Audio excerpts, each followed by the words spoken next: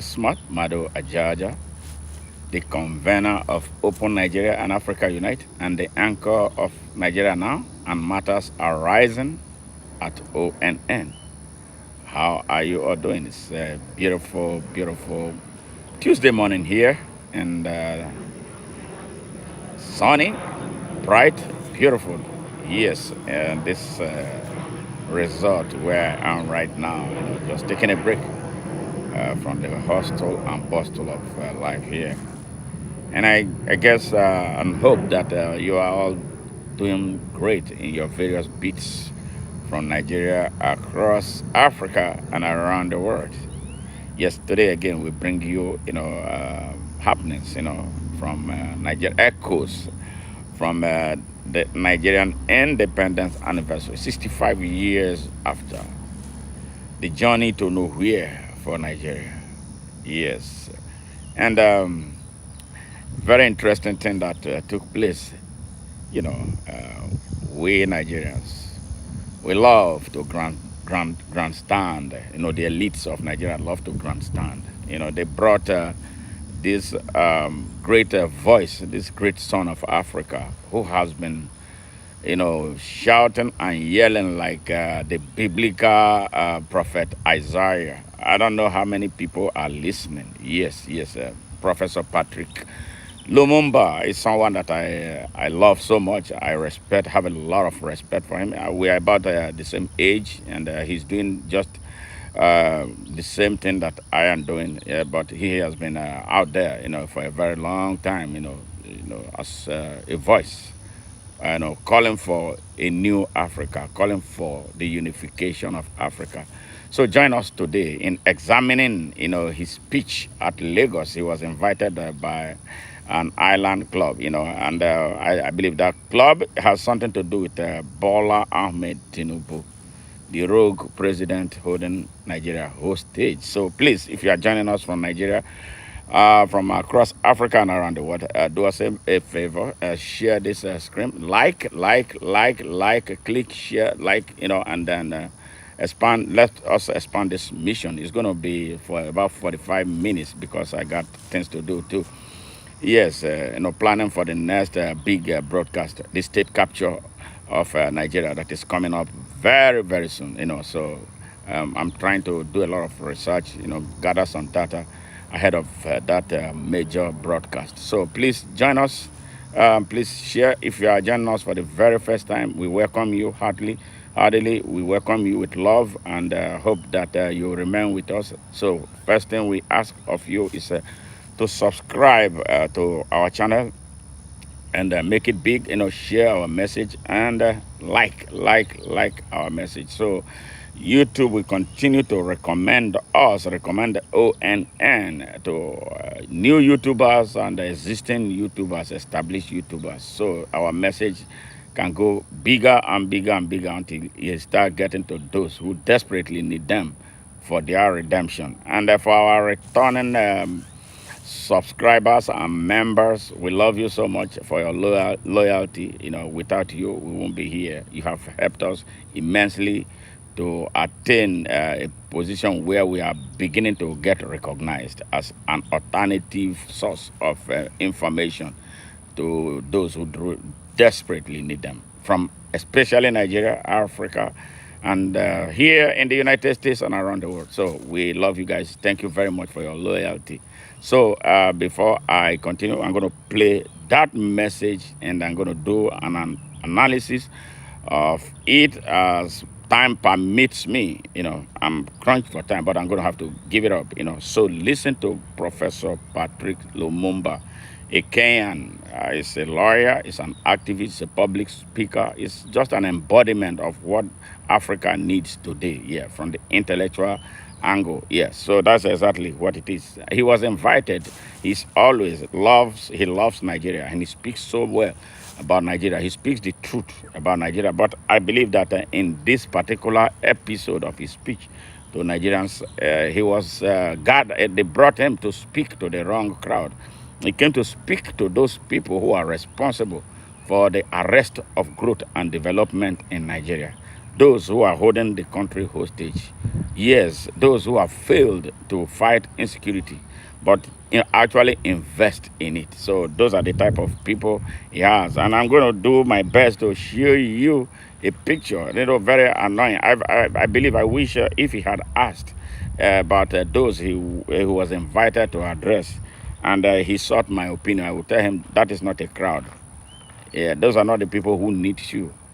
Those are the people who just want to grandstand, the way the elites of Nigeria, do. They pretend that they love the country, but they are the greatest enemies of the country. They hate the country. The people who love their country will not treat their country the way they treat Nigeria. But again, let us do this. Listen to this speech, and then we'll go from there. Please feel free to drop your comment in this comment section. Share this message. Ask us relevant questions because that's why we are here. We're going to and we'll be willing to answer every question that you ask. All right, let's go.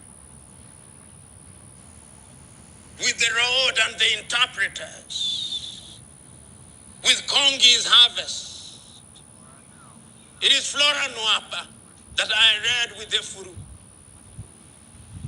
It is Shinua Achebe that I read with things fall apart, no longer at ease, antilles in the savannah. It is Eleki Amadi that I read with the concubine. Today, when I travel across Africa and I ask, do you know Chinua Achebe? Do you know Wole Soyinka? No, they don't.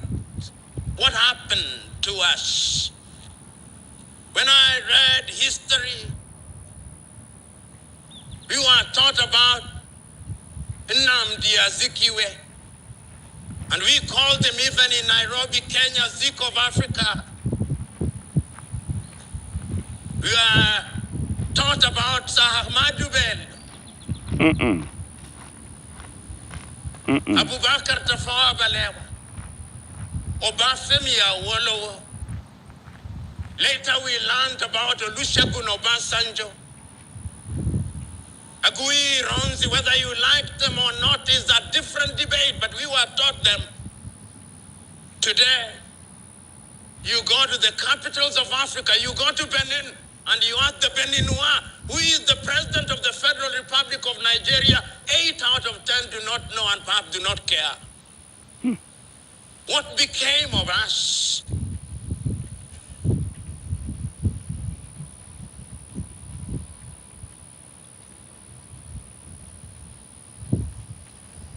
Yeah, what happened? Yeah, we're going to bring you that the continuation of that speech. I think it's something that has to do with the internet here. Why is it? Last week, there was the United Nations General Assembly. Even when the President of the United States of America was insulting everybody, African leaders sat there.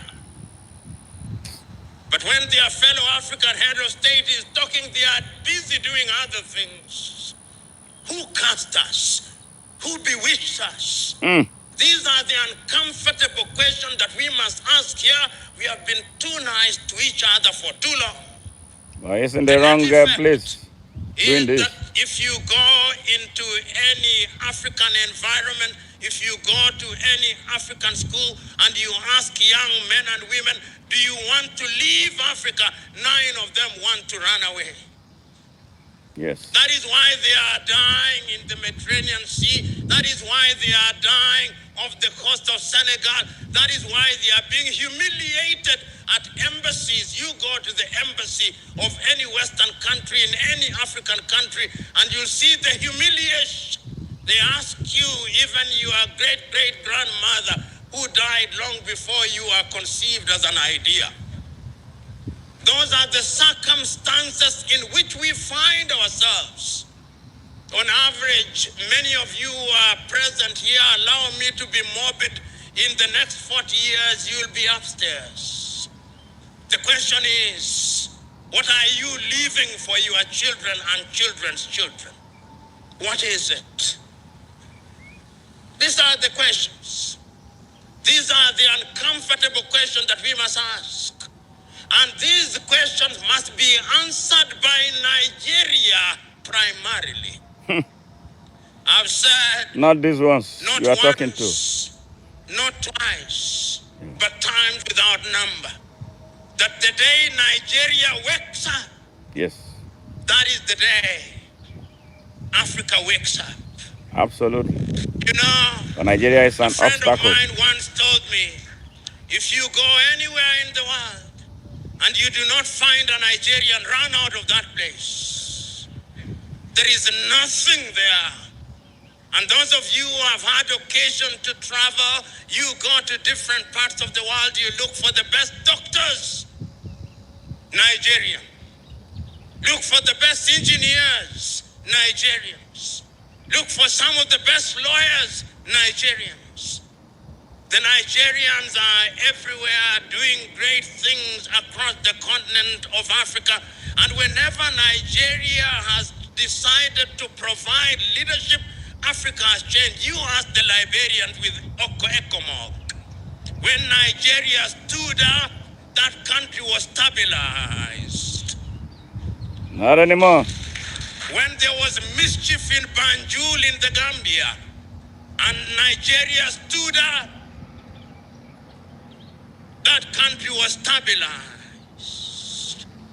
When Nigeria did not do as well as she should have done in the Sahel, the problem is not stabilized. The question is, why is Nigeria a reluctant leader? Nigeria should be the leader. Watch what eggs do to your brain. Take a look at these two brain scans. We'll be right back. They both look young. Economically, you know, when Nigerians say, and they debate with South Africa, and sometimes with Egypt, which is the biggest of the economies, I laugh. I laugh because the economies that they are talking about using the unreliable GDP, but we must use it, is that Nigeria is 500 billion USD GDP with a population of over 200 million. Singapore, which is smaller than Lagos, with a population of 6 million, has a GDP of 564 billion. So the debate between Nigeria and Egypt and South Africa is a debate between two dwarfs as to which one is the taller of them. Say it Even loud, if man. one is taller than the other, they are still dwarfs. The day that I will celebrate Nigeria is the day Nigeria tells me we are 2 trillion economy. And Nigeria can achieve it. And Nigeria must achieve it. What does Nigeria not have? Is the oil that is produced in Nigeria different from the oil that is produced in Saudi Arabia? Is it different than the oil that is produced in Kuwait, that is produced in Bahrain, that is produced in Qatar? Why must Nigeria not be the leader that has pipelines across the continent of Africa? Why can she not do it? Great She question. can. Yes. But we have allowed ourselves to be paralyzed by analysis. Nigeria and to was be paralyzed by the people you are lamentation. speaking directly It is to your in the own hall. kinsman, Chinua Achebe, Yes. who said that adversity is a problem of humanity, but we must never allow ourselves to be the victims or the agents of adversity. Right We on. must allow ourselves to be the conquerors of adversity.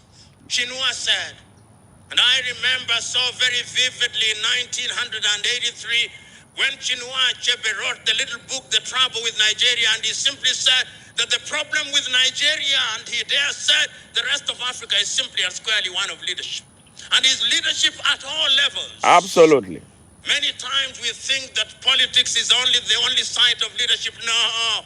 Leadership is at all levels. Why can't you, if you have run this beautiful club for 82 years and run it well, why can't that be upscaled and replicated in every other sector of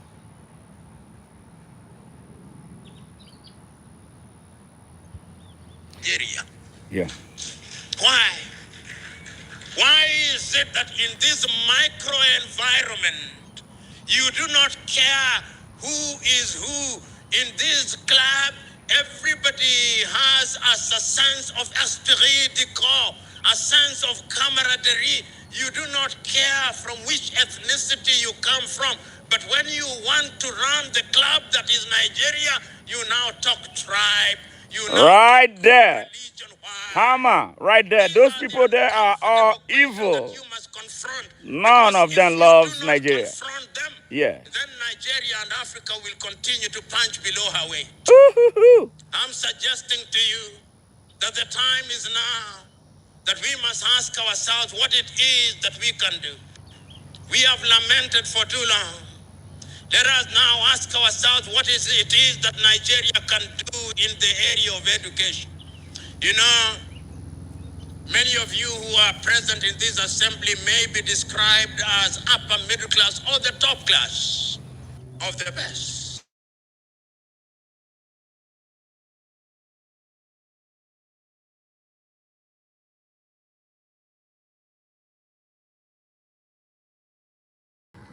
De la creme of Nigeria, it means you are also the creme de la creme of Africa.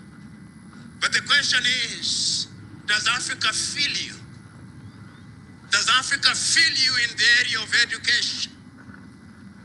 You know, not so long ago, I was at an African university.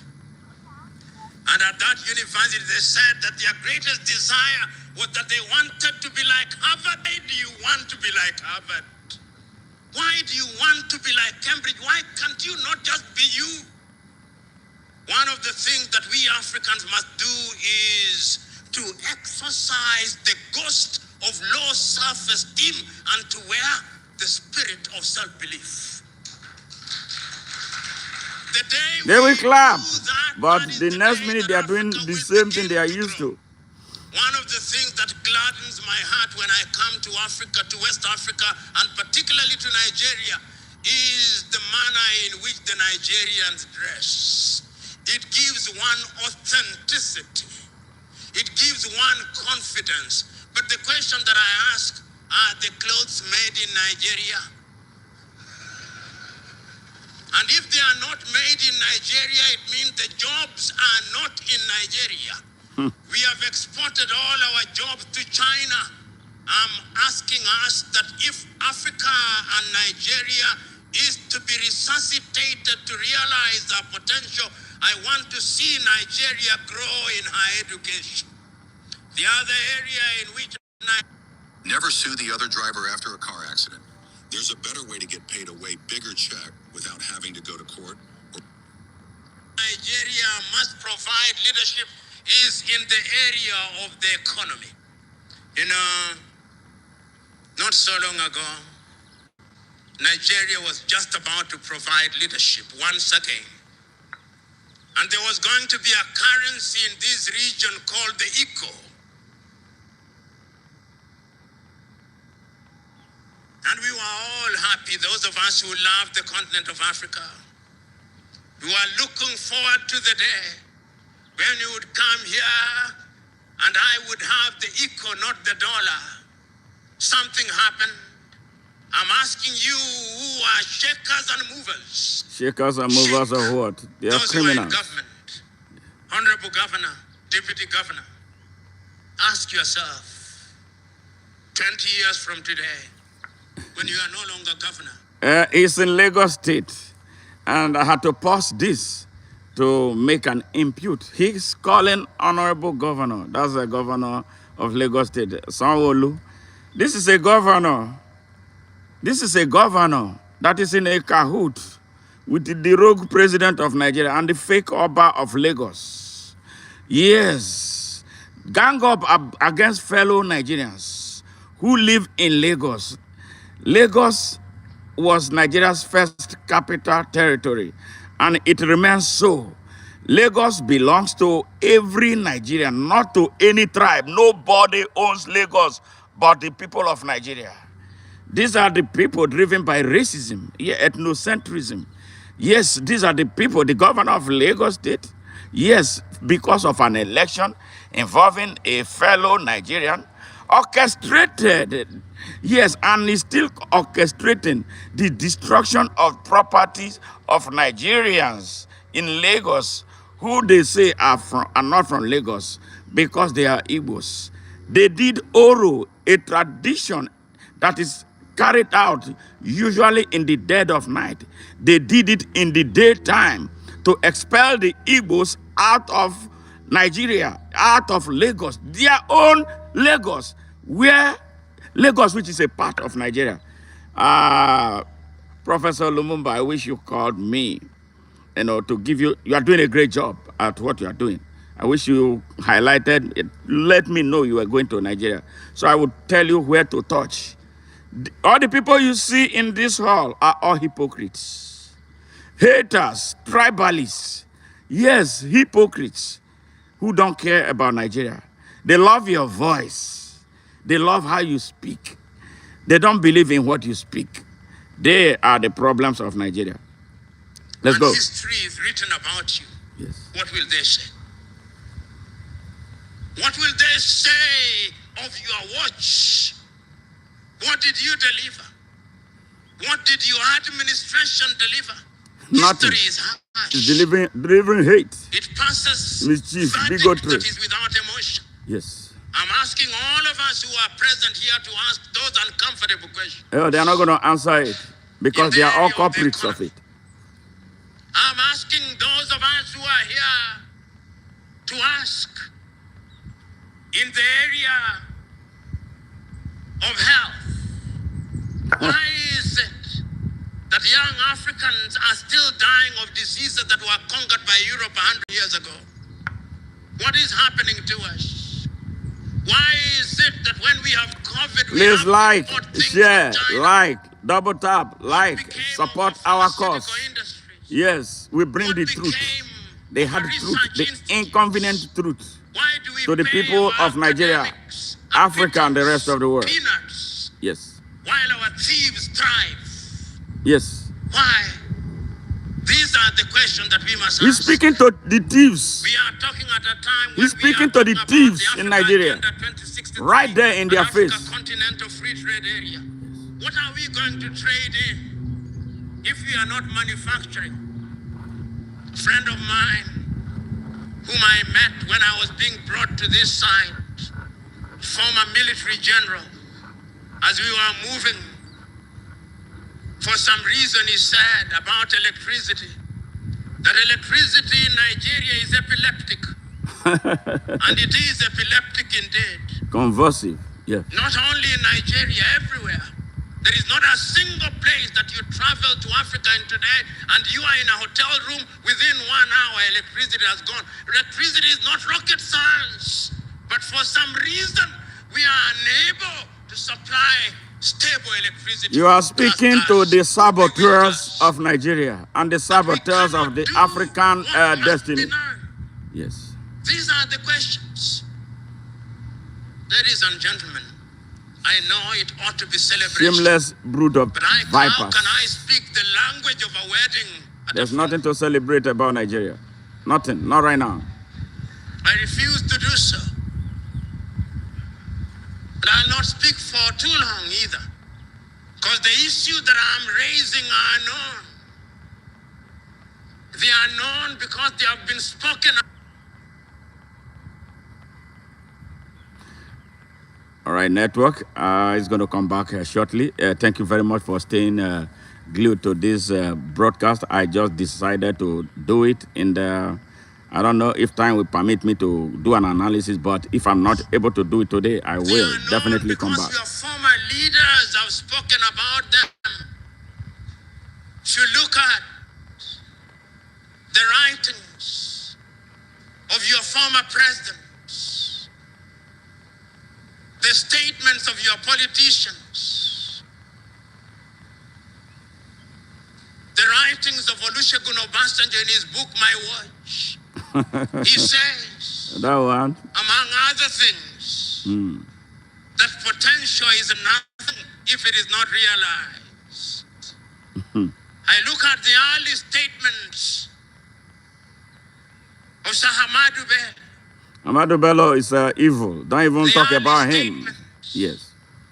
Of Obafemi Awolowo. Nah. The early statements of MKO Abiola. The early statements of the two Ojukus, the father and the son. And I ask myself, what can we do now? And I know what we can do. The first thing that we must do today to commemorate the 65 years since Nigeria regained independence is for Nigeria and Nigerians to make a solemn resolve that is no longer business as usual. That from today on, Nigeria is going to provide leadership. That she's going to provide leadership in the economic arena.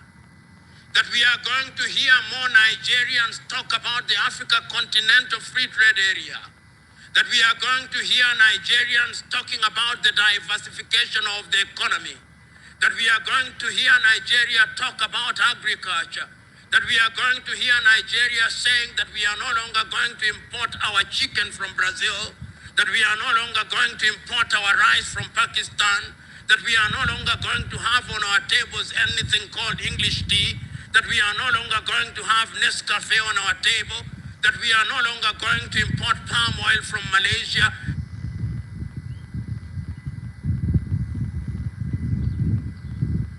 We are going to diversify our economy. That we are going to revive our leather industry. That we are going to revive our industry so that we can create jobs here. That Nigeria is going to be open space for the rest of Africa, that Nigeria is not going to ask for visas, that Nigeria is not going to ask me for a landing pass when I come to Nigeria. How can the mother country ask me for a landing pass? That Nigeria is not going to ask me for visas when I come here.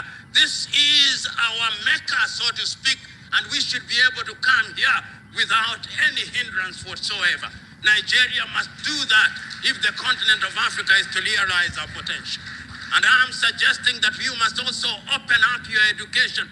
Our young men and women who are going to study in Europe and America, if there were no ASU strikes, we would be coming to Ibadan. We would be coming to Nsukka. We would be coming to the Lagos School of Business. We have enough intellectuals to make us come here. And you can make the money through education. I'm suggesting that you can do that. I'm also suggesting that your airline must now be revived. Nigeria cannot be a country without an airline. How can it be? It can be done. There are many Nigerians. When I see Air Peace, when I see Air Bomb, I know that it can be done. This is the time for it to be done. Ladies and gentlemen, I wish not speak for too long. Let me now move toward the conclusion, because conclude I must. We are at a difficult time in Africa, and that time can only be resolved if we make a solemn resolve. Today, we must remember the words of those who are in the forefront of leadership. Today, I remember the words of a great South African, a man who you must know, Pixley Kaisa Kaseme. Speaking in the year 1906, he said that Africa must be regenerated. And I'm suggesting that it is Nigeria that must be in the forefront of the regeneration of Africa. Please share, like. In 1957, on the 6th day of March 1957, the Osage for Kwame Nkrumah said that the independence of Ghana meant nothing. Today I'm saying that the new liberation of Africa will only happen if Nigeria is in the forefront. I'm urging you, you movers and shakers, they are not moving anything. Move and shake the they don't move anything. They are destroyers. Able to do that which is good and right. You are speaking to a gathering of destroyers, saboteurs. Judge you harshly. Yes, Lastly, tribalists. to conclude with these words Yes. of James M. and Kwejiragri of Ghana, who said that we are eagles, but we have been fed on chicken feed for too long. Yes. Let us today abandon chicken feed. Let us become eagles that we may fly. We are lions who have had the taste for rats for too long. The time is now that we must reacquire the taste for antelopes. Only then will our lionhood be manifest. And I conclude with these words of Wole Soyinka, that a tiger does not shout about his tigritude.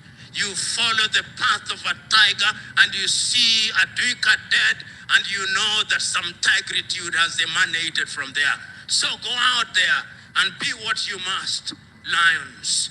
Go out there and be what you must, tigers.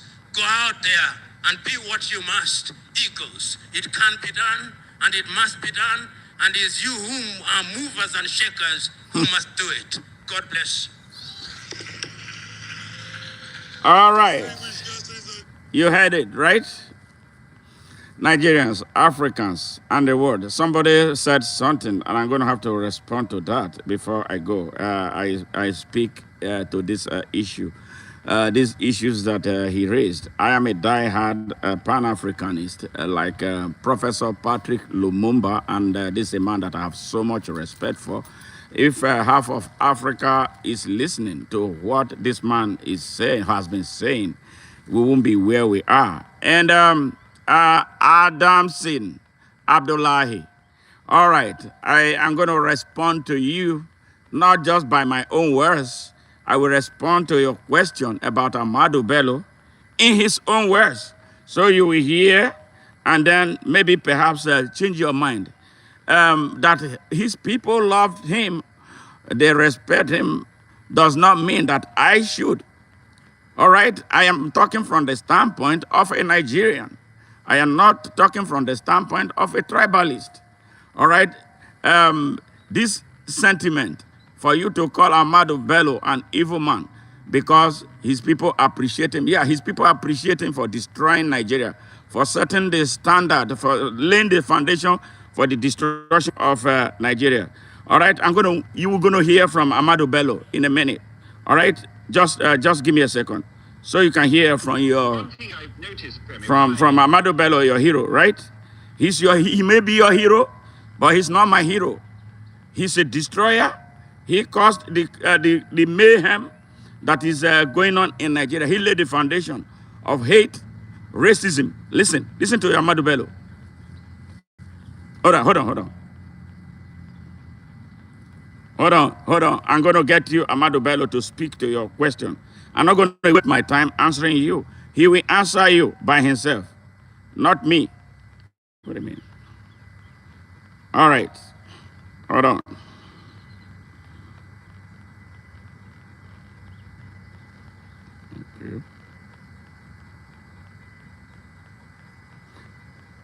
Okay.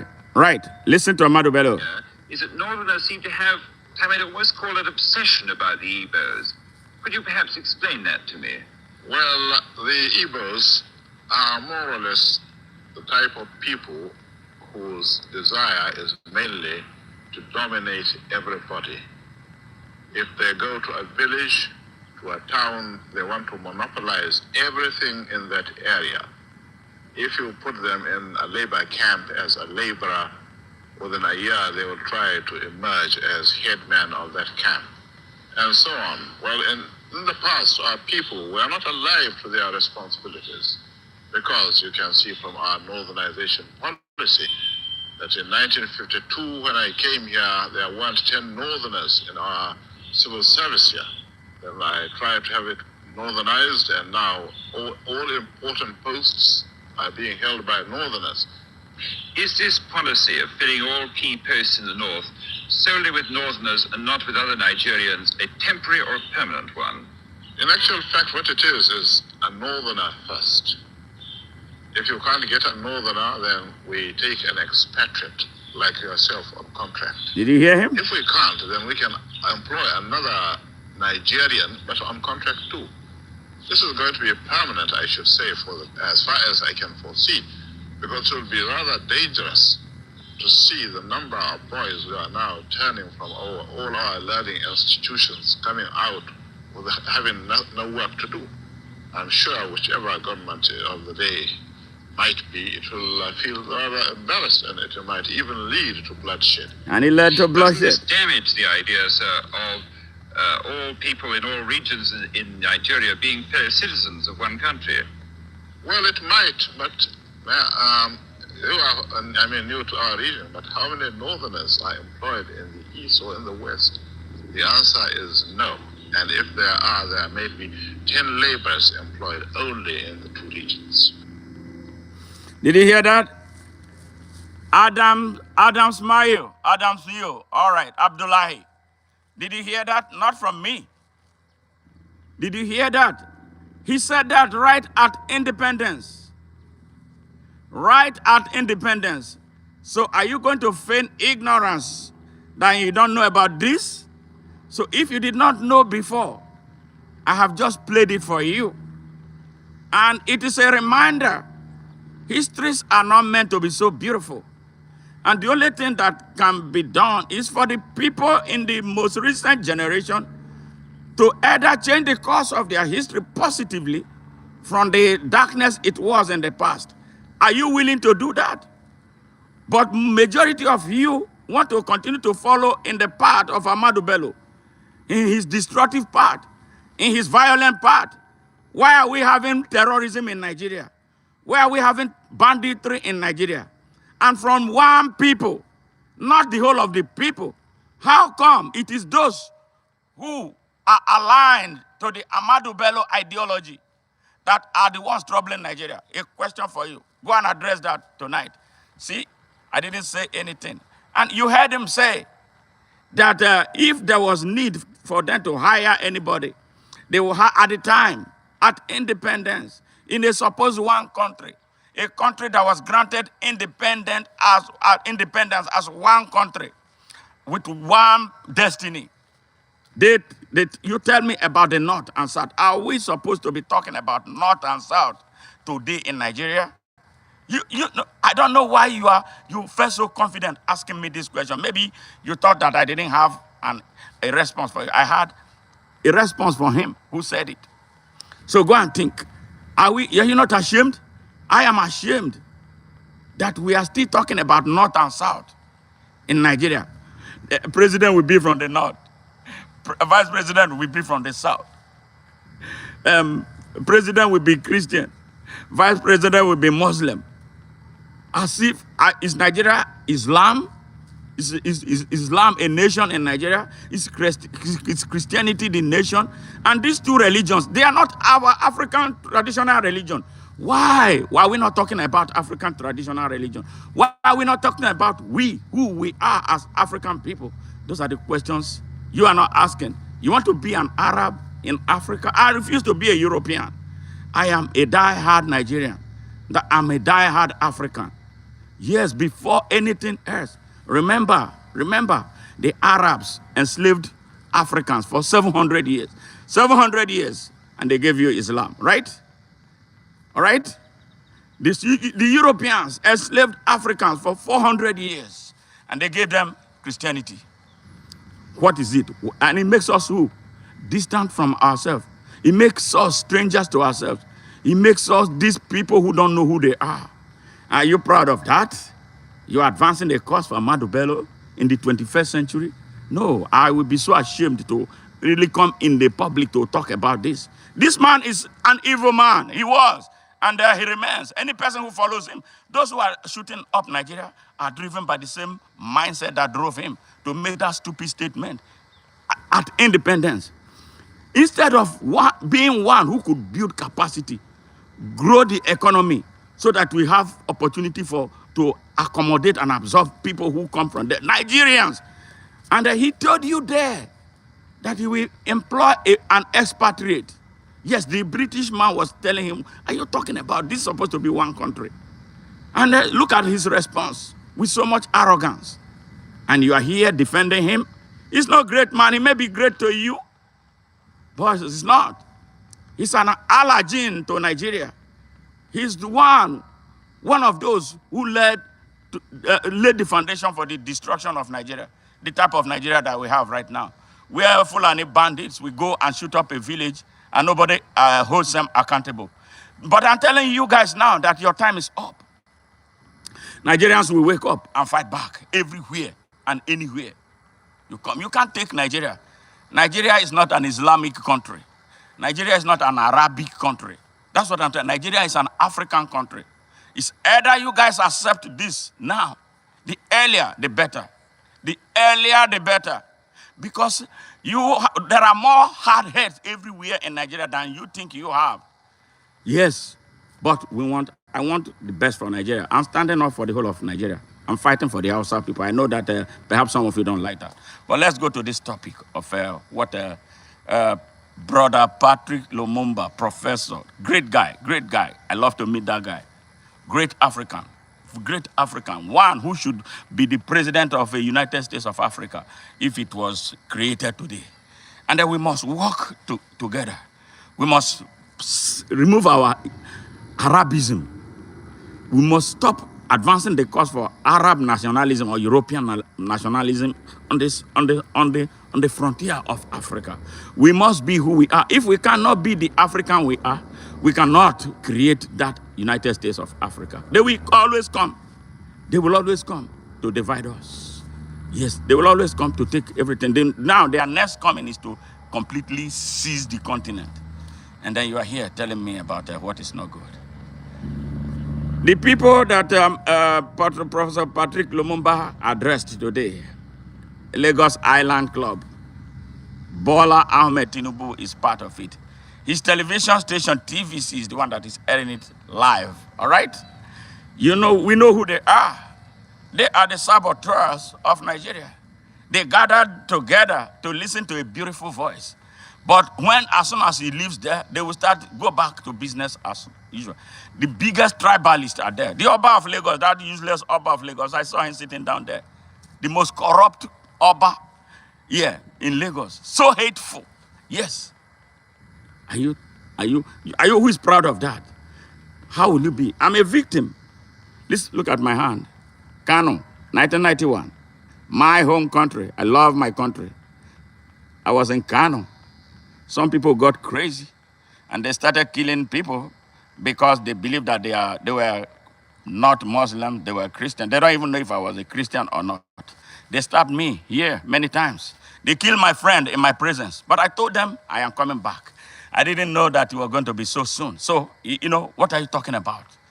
You love Nigeria more than me? Most of you don't love Nigeria. That is why you are the way you are. You want to build a Fulani nation, but we are not going to allow you to build that Fulani nation inside Nigeria. Nigerians, the Fulanis are a minority in Nigeria. Yes, but we love them. We love those who are patriotic. We love those who step up to be Nigerians. But those who want to establish a Fulani nation in Nigeria, they will not go to sleep. They will not rest because we will not allow them. Yes, that is what we are telling you. The Fulani elites have manipulated Nigeria for far too long. They manipulated Nigeria into self-destruction between 1967 and 1970. When it was over 6 million people died. Yes, because of the manipulation of the Fulanis. We are not going to accept that nonsense anymore. That is the message that everybody is sending across now. So if you think you have that monopoly of violence, people have a right to self-defense. And you know what is going to be. When the whole of Nigeria, 250 million people, jump on a minority Fulani group, what's going to happen? And I want to tell the Fulanis, those who are lying with the cause of justice, come out and be speaking up more. Don't be quiet, because silence means conspiracy. Yes, there are a lot of Fulani good guys. Some of them work with me in this endeavor. I want them to come out and be speaking to this issue. They are endangering Nigeria. Yes. Don't be quiet, because I'm Okawa. It's from my mother's, my hometown. His mother is from my hometown. He was governor of Delta State for 8 years. He ran down the state. I come out to hammer him every day. So why are the Fulanis, those who know the truth about what's going on, why do they keep quiet? So your silence means approval. Your silence means you have tacit support for what is taking place. Let all of us come out to be the Nigerians we should be. and Africa will move forward. Nigeria, like he pointed out, and like I've always said, is the greatest obstacle to the liberation, integration, and the unification of Africa because of the country's tragedy of leadership. When we say look for leaders, you are telling me about leaders with the Islamic connection. You are telling me about leaders with the tribal connection. We are not looking for that anymore. We want leaders driven by abilities, competency, knowledge, courage to do justice for the whole people. Yes, and the exceptional exceptional strength of character, yes, to lead a people, to build, utilize, expand, yes, extend, and sustain capacity beyond themselves for the greater good of the people of Nigeria and the country as a whole. And then want to replicate this from generation to generation. That's what Professor Patrick Lumumba just said. You know, I just want to put it in a nutshell. We can do better than we have been doing. Nigeria is a disaster. Nigeria is a failure. Nigeria is the reason Africa is stuck. Yes, Nigeria has everything. We are not talking about that we are suffering from lack of human resources. No, we do have them in abundance. Yes, like he pointed out, where on earth will you go to and you don't find Nigeria? There is nowhere. You go to any place where there is no Nigerian, just run, leave. That place is not good. Everywhere in this country, United States, I used to do business around the universities and colleges. Everywhere I went, every school I went to, there was at least one Nigerian professor. I went to University of Georgia State University. Yes, in Albany, Georgia. Over 20 Nigerian professors. That's a loss to Nigeria. That is bleeding. It's too much because the condition at home is not favorable to them. A lot of bright minds, great intellectuals, nurses, doctors, engineers, everybody, they're all here because this country provides them an enabling environment to thrive and express themselves. Go home, you become a fish out of the water. I go home, I went to run for Senate in 2019. The people were laughing at me like I don't know what I was doing.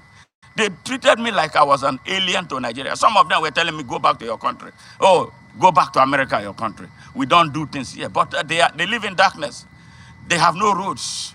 There is no electricity. There is no hospital. There is no good school.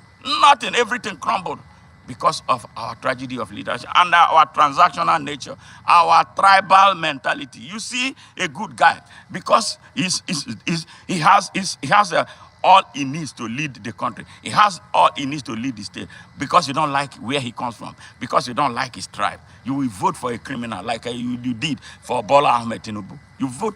You supported a drug dealer who was convicted here in the United States. You supported him to be your president. Yes, an identity thief. Yes, and a certificate forger. Look at what he has turned the country into. Now his children are running amok. Yes, disrespecting our traditional institutions. Yes, look at his daughter went to the Oba of Benin the other day. He want to coronate Iyaloja. Benin people, are they Yorubas? What is the meaning of an Iyaloja in a constitutional democracy? That's bullshit. Because you accept everything. The other day, Sheyi Tinubu's son went to join Miyetti Allah, the terrorist organization funding terrorism in Nigeria. Everybody knows it. And you all went to sleep. Yes, because we are morally bankrupt. Yes. And then you want your country to be like the United States. You want your country to be like United Arab Emirates. You want your country to be like Germany. No, those people did some work. They put in some work. They love their country. You don't love your country. If you don't love your country, you trash your country. Nobody is coming to build it for you. Nobody will build Nigeria for you, except we purge ourselves of hate, mischief, jealousy, bigotry, and hypocrisy. That's the only way out. I thought I'd share this with you. Thank you very much for joining. I told you it was going to be short. I got to run and get a few things done. And I will see you in my next broadcast. We are preparing for a huge broadcast, and the title is going to be The State Capture. Yeah, the capture of Nigeria by Bola Ahmed Tinubu and his children and their cronies. And it's sad. I can't believe that what is happening in Nigeria is happening. 20, 30 years, 40 years ago, I won't believe that Nigerians will be quiet where one man and his children will be running crazy. Yes, and then the people lining behind them. Wow, wow. What happened to us? That was what Professor Patrick Lumumba asked those band of criminals out there that he went to address. But I'm happy that there is the internet. We are able to expand the message for the people of the world to hear. God bless you, and I look forward to seeing you. Bye for now.